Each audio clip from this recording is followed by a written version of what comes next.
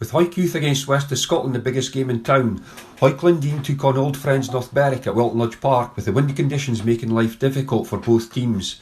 The home side were slow at the blocks and were 12-0 down in just 7 minutes.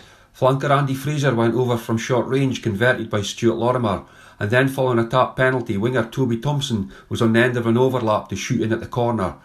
The Linden finally settled into the game, and a great line-out catch by Jack Wilson, one of many he had in the first half, led to North Berwick being caught offside, and Chris Shan slotted the penalty goal.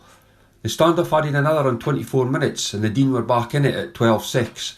On the half-hour mark, a great run out of defence by Craig Glendinning caused alarm bells for the visitors, but the ball was lost after a kick, and the Royal Blues were well and truly punished by Connor Johnson, whose lovely balanced running saw the centre run in at the other end, and Lorimer converted.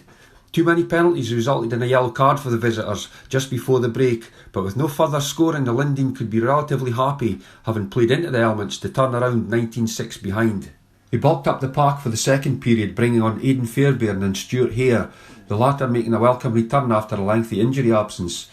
Hare had an immediate impact, carrying well, which led to Graham Anderson making a great break in the 22, and his inside ball found fellow centre Matthew Mallon cutting a lovely angle to romp in for a cracking try. Shan's conversion brought the score back to 1913. It was game on, however, just when the Linden had North Berwick under pressure in their 22, they were allowed to break out all too easily.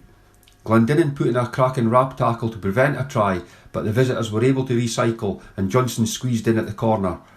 Two late tries for hooker Lorimer, who also added a conversion, put a gloss on the scoreline for North Berwick, who moved back to the top of the table in East 2. For the Linden, it was a disappointment to fall away after getting themselves back into the game and looking like they might even push on with the wind to sneak a win.